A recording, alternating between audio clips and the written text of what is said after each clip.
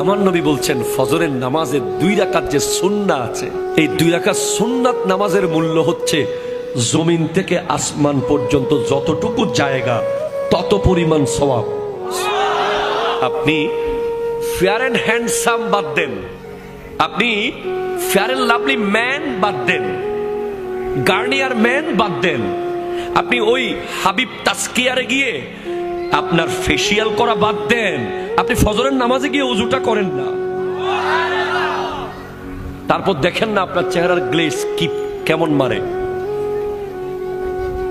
আপনি হাজার হাজার টাকা ফেসিয়াল করেন, আপনি হাজার হাজার টাকা বিউটিশিয়ানকে দিয়ে দিচ্ছেন, দিয়েন না, এগুলো আপনি ফিলিস্তিনের ভাই বোনের জন্য রেখে যান, ঠিক কিনা কথা বলেন?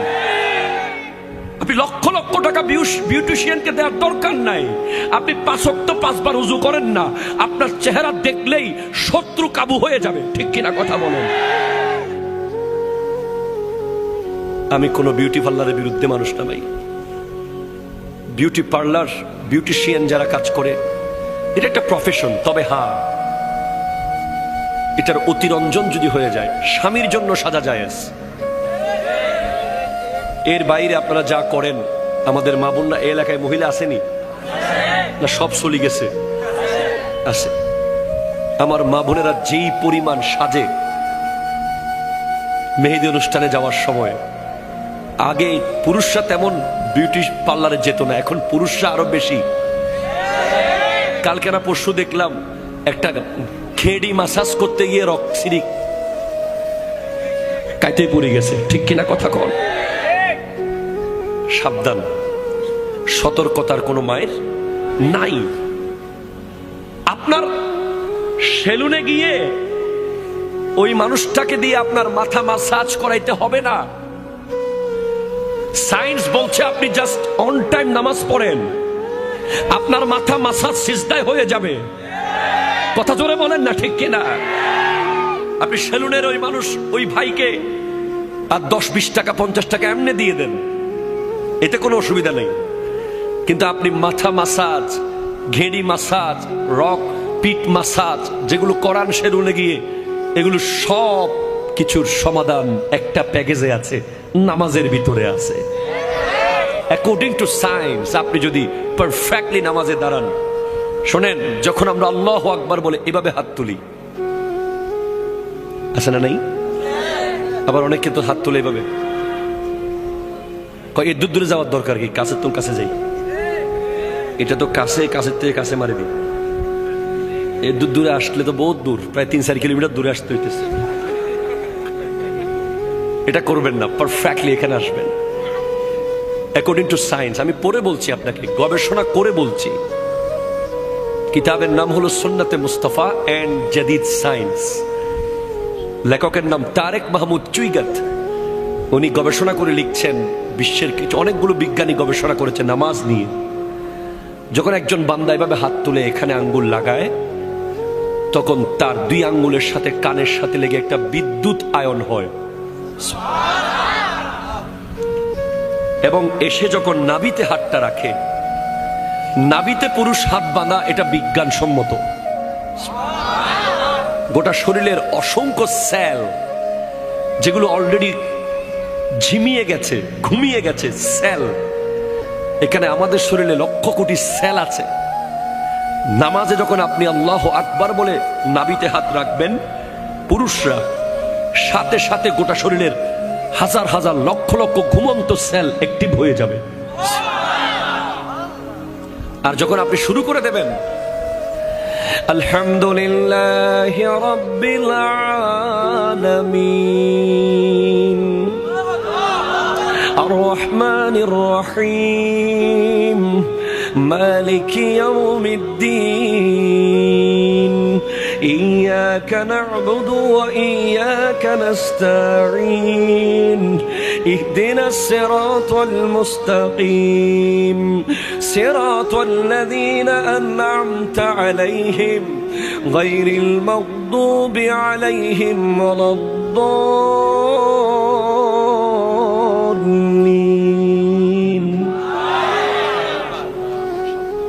তখন প্রতি আয়াতে আয়াতে আপনার শরীরের অসংখ্য জায়গায় যেখানে রক্ত থেমেছিল, ব্লাড স্টপ ছিল, যেখানে কোষগুলো মরে যাচ্ছিল, সব থপ থপ করে জেগে উঠবে কোরআনের আয়াত শোনার সাথে। এজন্য যে সমস্ত মা বোনেরা নামাজ পড়ে ওদের সন্তান, আর যে সমস্ত মা বোনেরা নামাজ পড়ে না ওদের সন্তান, দুই সন্তানের মধ্যে আকাশ আর পাতাল বেশ কম থাকবে। আচরণে, ভদ্রতায়, নম্রতায়, ধৈর্যতে, সবকিছুতে পার্থক্য থাকবে। এমনিতে মায়ের বুকের দুধ, পৃথিবীর সমস্ত ভিটামিন মিনারেলস দুইটা পানির ভিতরে আল্লাহ দিয়েছেন, একটা জমজমের পানি আর একটা মায়ের বুকের দুধ।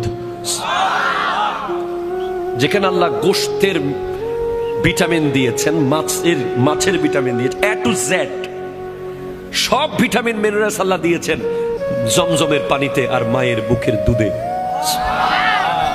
এমনিতেই ওই দুধের মধ্যে আল্লাহর দেওয়া নিয়ামত তো আছেই, পাশাপাশি মা যখন সিনার মধ্যে হাত রেখে নামাজ পড়তে থাকে, কোরআন তেলাওয়াতের মাধ্যমে আরো বেশি শক্তিশালী হয় মায়ের বুকের দুধ। ওই দুধ যখন সন্তান পান করে ওই সন্তান আল্লাহর ওলি হয়ে যায়। ওই সন্তান জগতের শ্রেষ্ঠ ব্যক্তিত্ব হয়ে যায়। ওই সন্তান সমাজ সেবক হয়। ওই সন্তান ধৈর্যশীল হয়। যে সমস্ত মারা নামাজ পড়ে পড়ে সন্তানকে দুধ পান করায়।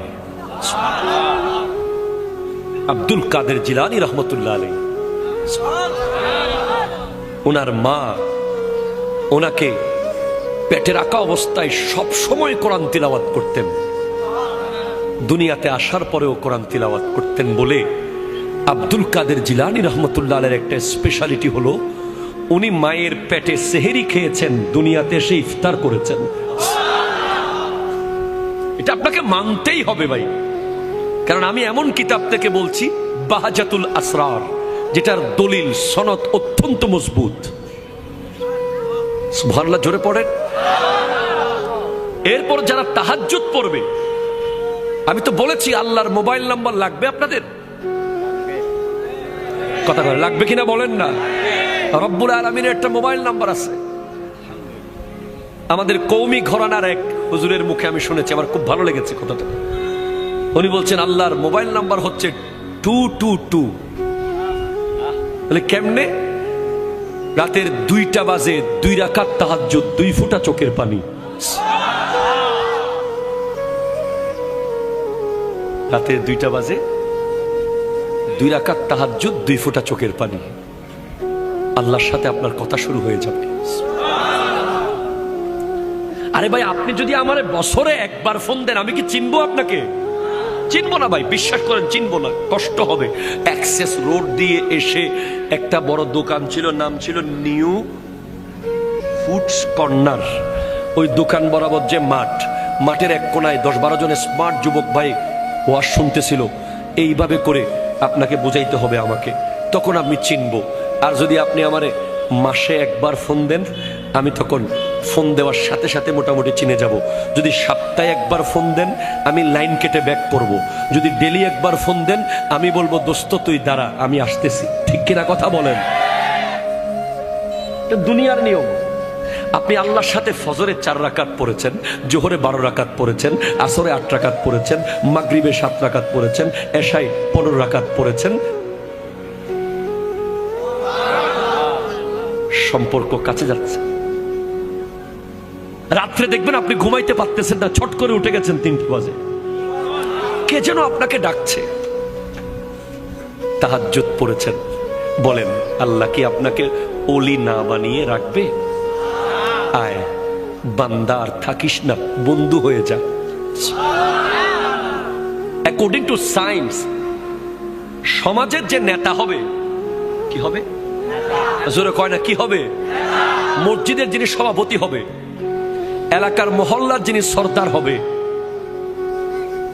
যিনি দেশের শাসক, সমাজের শাসক, ইউনিয়নের শাসক, জেলার শাসক, উপজেলার শাসক, অ্যাকর্ডিং টু সায়েন্স তাকে তাহাজ্জুদ গুজার বান্দা হওয়া উচিত, ঠিক কিনা বলেন?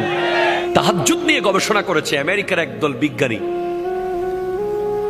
তারা বলছে এটা কি সিস্টেম, রাতের মাঝরাতে ঘুম থেকে উঠে যাওয়া, এটা কি শরীরের জন্য কোনোভাবে ভালো হতে পারে? তখন তারা এক দলকে ঘুম পাড়িয়ে রেখেছে আর এক দলকে ঘুম থেকে তুলে দিয়েছে তাহাজ্জুদের টাইমে, দুইটা দল। পরে দেখা গেছে যারা তাহাজ্জুদের টাইমে ঘুম থেকে উঠে যায় তাদের ডিসিশন নেওয়ার ক্ষমতা সবচেয়ে বেশি অ্যাপ্রোপ্রিয়েট হয়। আমার নবী 63 বছর জিন্দেগিতে আমাদের 63,000 বছরের কাজ করে গেছেন, ঠিক কিনা বলেন না? কেমনে পারলেন? হ্যাঁ, উনি নবী, ওনাকে আল্লাহ ক্ষমতা দিয়েছেন, কিন্তু আমার নবীজির জন্য তাহাজ্জুদ ফরজ ছিল। একটা মানুষ যখন তাহাজ্জুদ পড়বে সে কোনোদিন লাইফে রং ডিসিশন নিতে পারবে না। তার ব্যবসা লস হয়ে যাবে, সে সুইসাইড করবে না। হাজারো মেয়ে তাকে ছেড়ে চলে যাবে, সে হাত কেটে ফেলবে না। কথা বলেন ঠিক কিনা? তার সম্পদ নষ্ট হবে, সন্তান মারা যাবে, তার লাইফে যতই ঝড় আসুক, তাহাজ্জুদের মজা একবার যে পেয়েছে। সমাজে যে সিদ্ধান্ত নেওয়ার মিটিং হলে 100 জন তাহাজ্জুদ ছাড়া নামাজ যে সিদ্ধান্ত দেবে ব্যক্তি, আর একজন তাহাজ্জুদ পড়নেওয়ালা ব্যক্তির সিদ্ধান্ত ওই 100 জনের চেয়ে বেশি নিখুঁত হবে। আমাদের সমাজে এখন লিডার যারা হয় তারা তো তাহাজ্জুদ তো দূরের কথা, কথা কয় না, ঠিক কিনা? কথা কয় না। এজন্য নেতৃত্বে যারা থাকবে তাদের তাহাজ্জুদ পড়া দরকার, যাতে তারা সিদ্ধান্ত দেওয়ার সময় জনগণের কল্যাণে, দেশের কল্যাণে, সমাজের কল্যাণে সিদ্ধান্ত দিতে পারে, ঠিক কিনা? কথা বলেন। নামাজ আপনি পড়ছেন না, আপনি নামাজ পড়ছেন না, আমি অবাক হয়ে যাচ্ছি। আপনি নামাজ কেমনে পড়ছেন না? আপনি কি জানেন না একটা সিজদা না করার অপরাধে কি শাস্তি পেয়েছে শয়তান?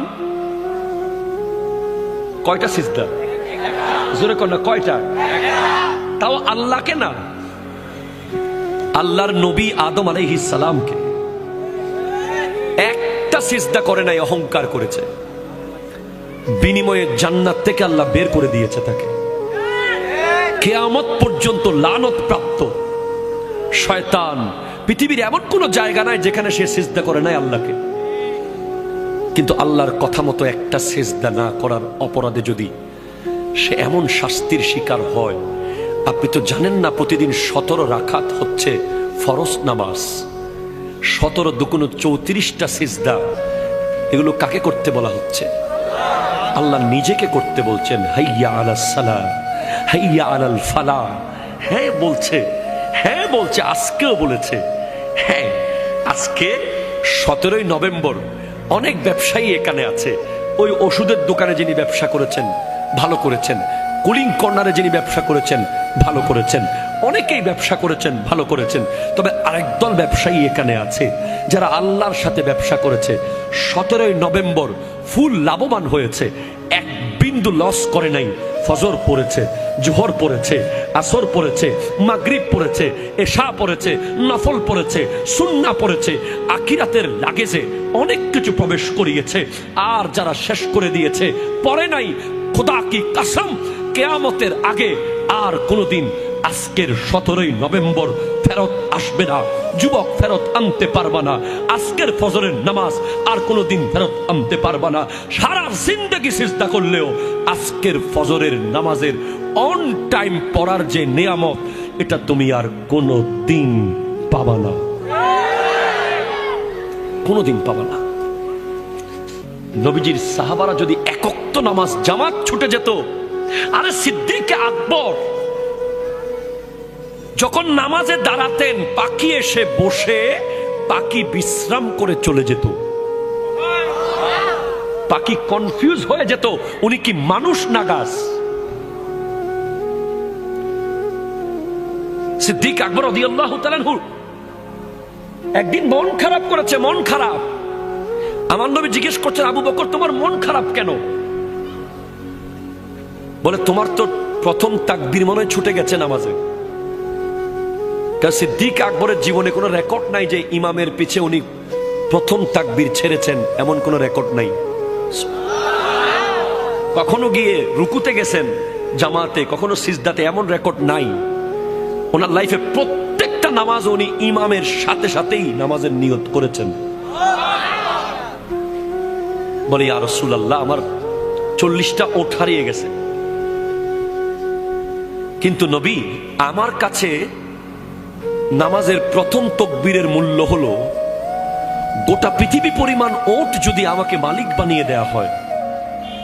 আমাকে যদি কেউ বলে তুমি নামাজে 1 মিনিট পরে যাও, 1 মিনিট পর, 1 মিনিট পরে গেলে তোমার সমস্ত ওটগুলো বেঁচে থাকবে, আর 1 মিনিট আগে নামাজে গেলে তোমার ওটগুলো সব তুমি হারিয়ে ফেলবে।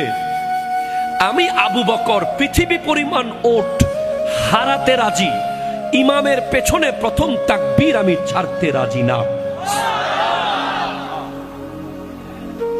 আপনি জানেন, আপনি হাসতেছেন এখনো, আপনি এখনো গল্প করছেন। আপনি কি জানেন জীবনটা কি? আপনি জানেন না আসলে। আমার নবীজি বলেছেন, আমি যা জানি তোমরা যদি তা জানতে তোমরা কোনো দিন হাসতে না। হ্যাঁ, হযরত রবি বিন হুসাইন একজন তাবেঈ, উনি উনার ঘরের বেডরুমে কবর করেছেন। কবর বেডরুমে। পৃথিবীর কোন পাগল বেডরুমে কবর করবে? একটা রুমের ভাড়া কত টাকা? আমরা তো শহরে ঘর বানানোর সময় জানাজার লাশ বের হওয়ার জন্য জায়গাও রাখি না। কোরবানির পশুটা জবাই করি হাইওয়ে রোডে। আমরা মুসলমান। আর আল্লাহর নবীর কলিজার টুকরা সাহাবাদেরকে যারা দেখেছেন, তাবেঈনদের একজন রবি বিন হুসাইন, উনি ওনার ঘরের বেডরুমে কবর করেছেন। কেন জানেন? এই শুনেন, 1 মিনিটের জন্য কখনো যদি আল্লাহর ধ্যান থেকে ওনার মন দুনিয়ার দিকে আসতো, উনি সাথে সাথে ওই কবরে ঢুকে যেতেন। ঢুকে গিয়ে উপরে দরজা বন্ধ করে দিতেন, বন্ধ করে ঘন্টার পর ঘন্টা কবরে শুয়ে শুয়ে কান্না করতেন। যখন মনে হতো যে আল্লাহ বোধহয় এবার মাফ করেছে, কি উনি সুদ খান নাই, ঘুষ খান নাই, জুলুম করেন নাই, মিথ্যা বলেন নাই, গীবত করেন নাই, শুধু 1 মিনিটের জন্য দুনিয়ার দিকে মন গেছে, উনি কবরে ঢুকে গেছেন। ওনাকে জিজ্ঞেস করা হয়েছে, তোমাকে এরকম আখিরাতের প্রতি ভয় কে কে তোমাকে এমন আখিরাতমুখী করলো? উনি বলছেন, কামারের দোকান। আমি রবি যখন কামারের দোকানের পাশ দিয়ে যাচ্ছিলাম, আমি দেখছিলাম বড় বড় লোহার কদ্দা আগুনে গলে যাচ্ছে। তখন আমি ভাবলাম, লোহা যদি দুনিয়ার আগুনে জ্বলে পুড়ে গলে যায়, আমার হাতের চামড়া তো অনেক নরম, আমি জাহান্নামের আগুনে কিভাবে জ্বলবো? আপনি কি জাহান্নামের আগুন সম্পর্কে জানেন? হাদিসে পাকে আছে, জাহান্নামের আগুন 3000 বছর ধরে জ্বলছে। 3 ঘন্টা আগুন লাগলে এখানে সব ছাই হয়ে যাবে। কন্টিনিউ 3 ঘন্টা যদি আগুন কন্টিনিউ থাকে, আর জাহান্নামের আগুন 3000 বছর ধরে জ্বলছে, কিয়ামতের মাঠে জাহান্নামের আগুন দৌড় মারবে। জাহান্নাম চিৎকার করবে, আল্লাহ আমার খানা দাও, বেনামাজিদেরকে দাও। গাই, জাহান্নামে একটা গর্ত আছে, গাই গাই, ওই গর্তের নাম গাইয়ুন। ওই গর্ত বেনামাজিদের দিকে দৌড় দেবে, দৌড় দেবে। 70,000 ফেরেশতা শিকল দিয়ে ধরে রাখবে ওই জাহান্নামকে টেনে। তখন জাহান্নাম ঠান্ডা হবে একটা জিনিস দিয়ে, সেটা হচ্ছে নামাজি বান্দাদের চোখের পানি। যারা নামাজ শেষে মোনাজাতে চোখের পানি ফেলে, ওই পানিগুলো যদিও টাইলসে পড়ে যায় মনে করেন না, ওগুলো আল্লাহ রিজার্ভ ফান্ডে রেখে দেয়। ওই পানিগুলো এভাবে জাহান্নামকে ছিটিয়ে দেওয়া হবে। জাহান্নাম মুহূর্তের মধ্যে ঠান্ডা হয়ে যাবে। নামাজের কত মূল্য হলে হযরতে ফাতেমাতুজ জাহরা রাদিয়াল্লাহু তাআলা আনহা, আমার নবীজির কন্যা, একটা সিজদা করতেন তাহাজ্জুদের, ফজর হয়ে যেত।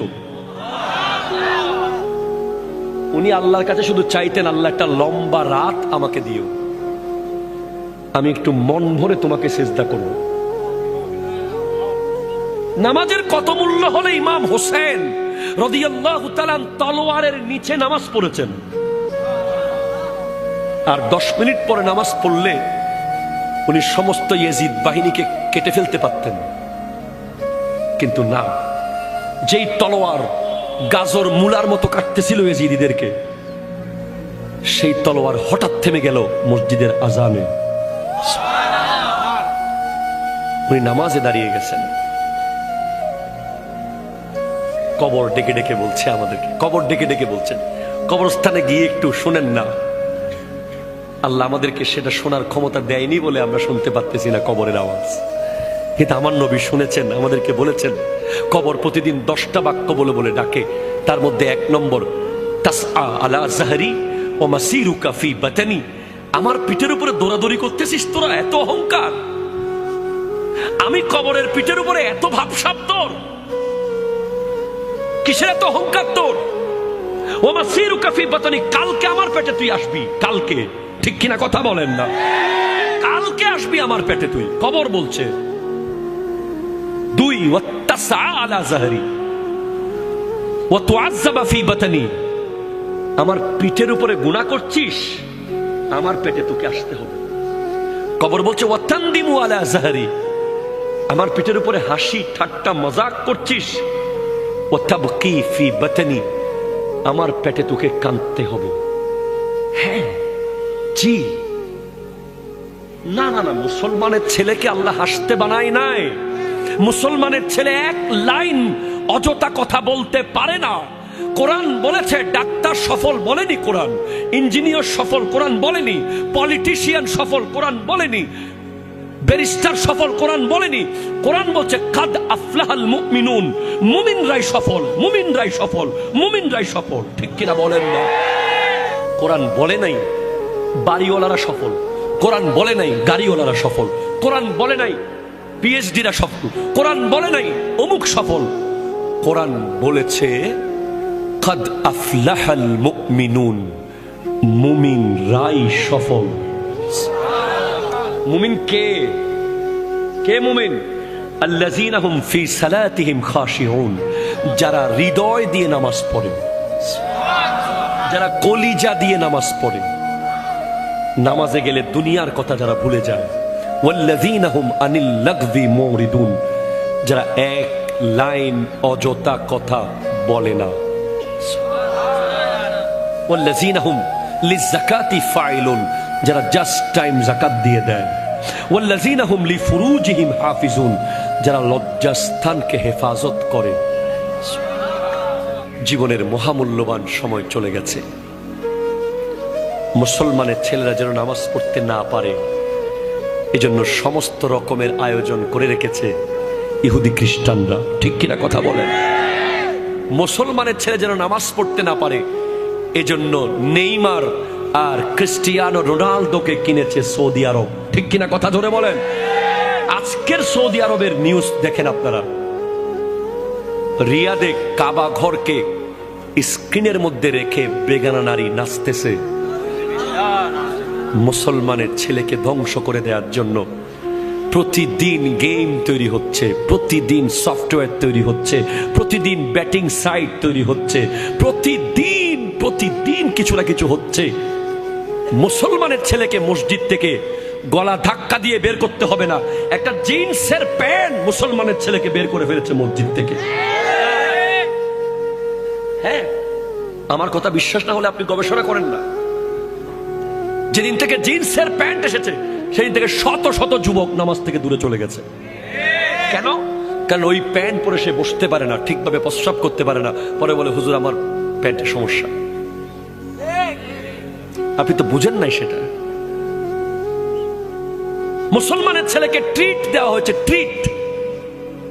পাশ করেছিস ট্রিট দে, বিয়ে করেছিস ট্রিট দে, ফলো হইছে ট্রিট দে। ট্রিট করতে এসেছে, ট্রিট কোথায় পাইলা তোমরা? ইসলাম তো ট্রিটকে দেয় না, ইসলাম ফাতেহা দিয়েছে, ঠিক কিনা বলেন না? একটা যুবক যাচ্ছে ট্রিটে, একটা যুবক যাচ্ছে ফাতেহাতে। বিশাল পার্থক্য হয়ে যাবে। যে ট্রিটে যাবে তার ফ্যান থাকবে সিরা,